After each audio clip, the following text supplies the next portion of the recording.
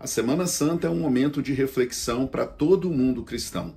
Mesmo quem não seja cristão, igualmente se interessa pela figura histórica de Jesus Cristo, seja pelas reflexões, pelas lições deixadas. Você já parou para pensar nos aspectos do processo penal presente no julgamento de Cristo? É sobre isso que eu quero falar com você hoje no Pensando Direito. Vem comigo!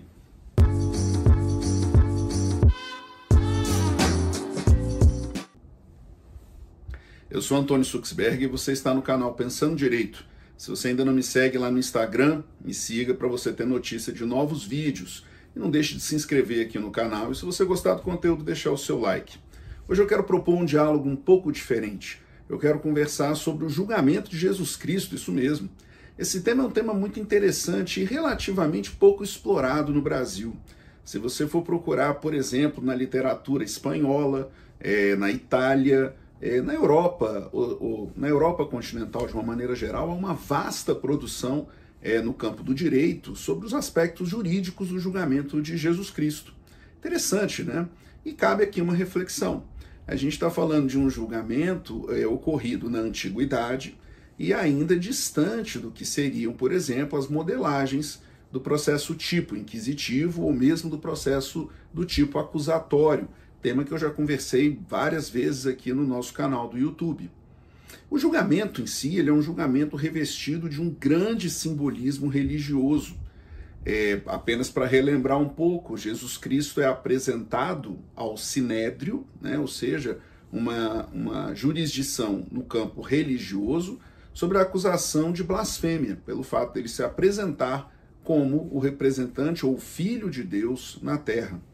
E, seguidamente, o seu caso é apresentado à autoridade romana, Pôncio Pilatos. E aqui quero anotar com você alguns pontos interessantes.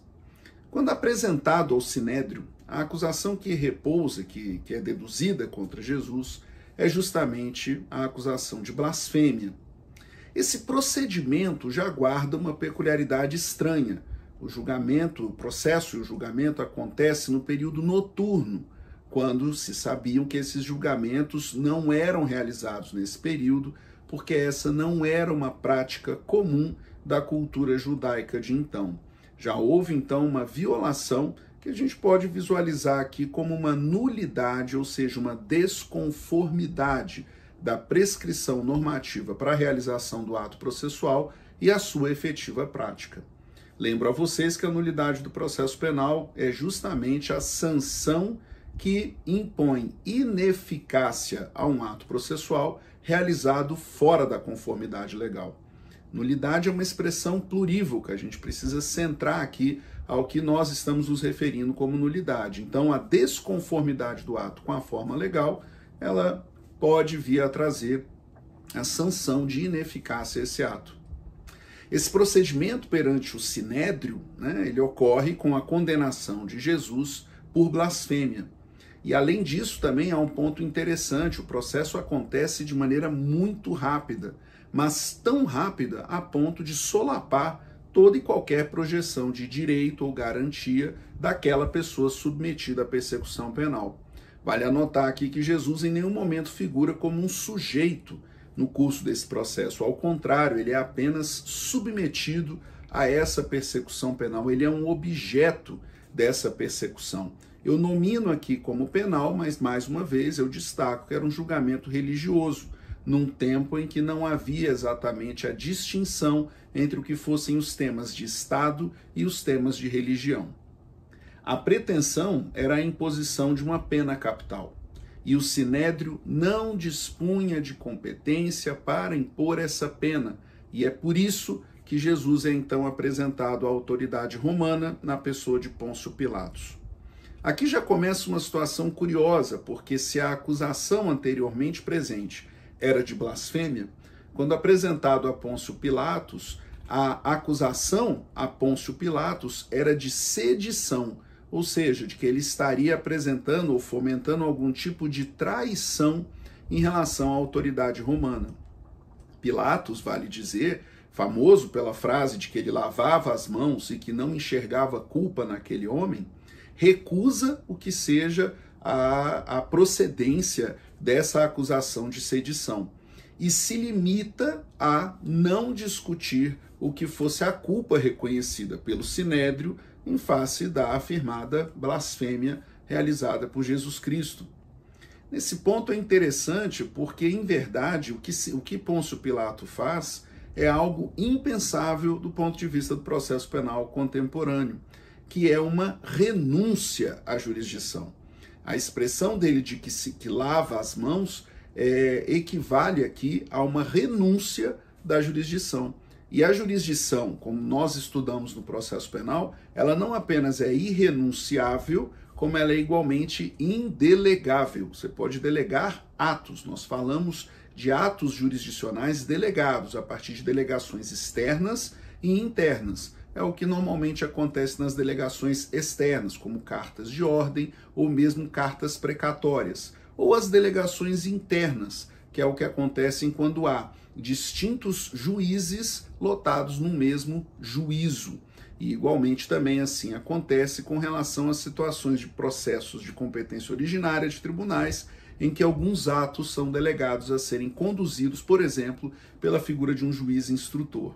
Não, lá não. O que nós tivemos ali foi Pôncio Pilatos recusando a jurisdição sobre o caso. E aí mais um problema, né? Ele apresenta Jesus ao julgamento popular, quando aquela população ali, aquela gama inflamada impõe pressão sobre o julgamento, nós temos mais uma vez uma mácula do que seria um pilar do processo penal, que é a imparcialidade do julgador.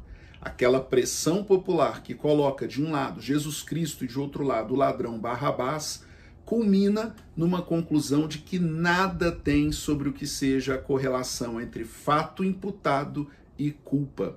Mais uma vez aqui um pilar do processo é quebrado justamente nesse julgamento que de justo nada tem, mas que assusta pelo fato de que a pena capital, cuja imposição era uma imposição exclusiva da autoridade romana, veja só que interessante, tenha sido decidida por populares, decidido sem qualquer critério no processo, mas unicamente por uma sanha, unicamente por inflamados que se encontravam, inclusive por integrantes do Sinédrio. A decisão é a decisão de morte em um procedimento de crucificação. A crucificação era uma resposta dada a ladrões, traidores e, mais do que isso, era uma pena infamante, mas que não necessariamente era realizada por meio da crucificação, com pregos nas mãos e todo o processo doloroso a que se submeteu Jesus Cristo. Usualmente, a crucificação não envolvia o que fosse a posição dos cravos, o que igualmente também marca o caráter aqui brutal a que submetido Jesus Cristo no seu julgamento. Para além de todas essas questões, vale anotar os suplícios impostos no curso do trâmite desse processo.